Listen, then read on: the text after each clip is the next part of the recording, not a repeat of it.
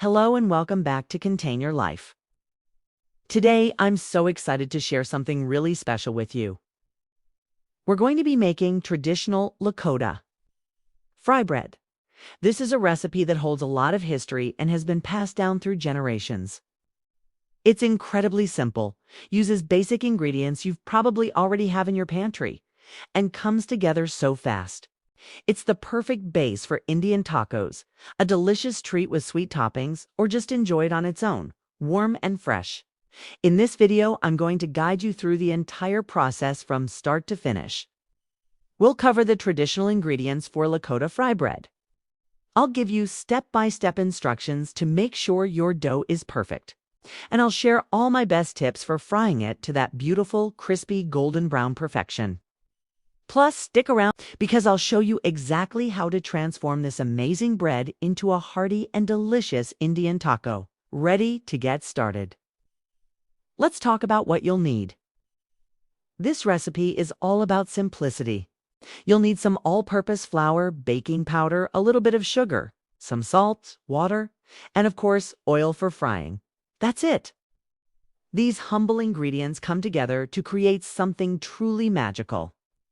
This recipe is shared with the deepest respect to honor Indigenous food traditions and for the purpose of educational and cultural appreciation. First things first, let's mix our dry ingredients. In a large bowl, combine your flour, baking powder, sugar, and salt. Just give it a quick whisk to make sure everything is evenly distributed. This step is important because it ensures your fry bread will puff up evenly when it hits the hot oil. Now, we're going to create a well in the center of our dry ingredients. This is a classic technique that makes it easier to incorporate the water without making a huge mess. Slowly pour your water into the center. I like to use lukewarm water as I find it helps the dough come together a bit more easily. Using a fork or your hands, start mixing from the center, gradually pulling in the flour from the sides until a shaggy dough starts to form. Don't overmix it at this stage. You're just looking for it to come together. Once it's mostly combined, it's time to get your hands in there.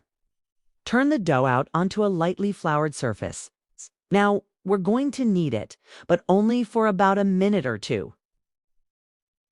We're not developing gluten like you would for a loaf of bread. We just want a smooth, soft dough that's pliable but not sticky.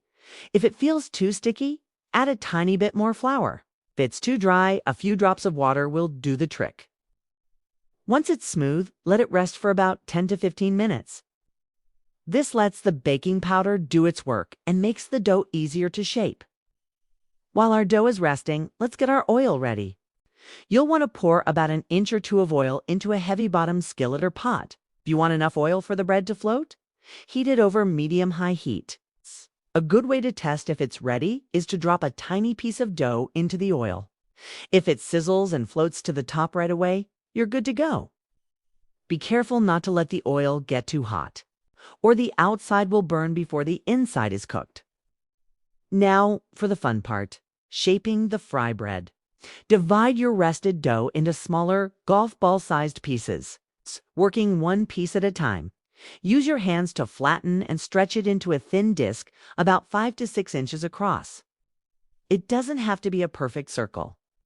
The rustic, uneven shapes are part of its charm. A traditional step is to poke a small hole in the center. This helps the bread cook more evenly and prevents a giant air bubble from forming in the middle. Gently lay your shaped dough into the hot oil, being very careful not to splash. It should start puffing up and bubbling almost immediately. Let it fry for about 1 to 2 minutes on the first side, or until it's a beautiful golden brown. Then, using tongs, carefully flip it over and cook for another minute on the other side. Once it's golden and crispy on both sides, remove it from the oil and let it drain on a wire rack or a plate lined with paper towels. Repeat with the rest of your dough.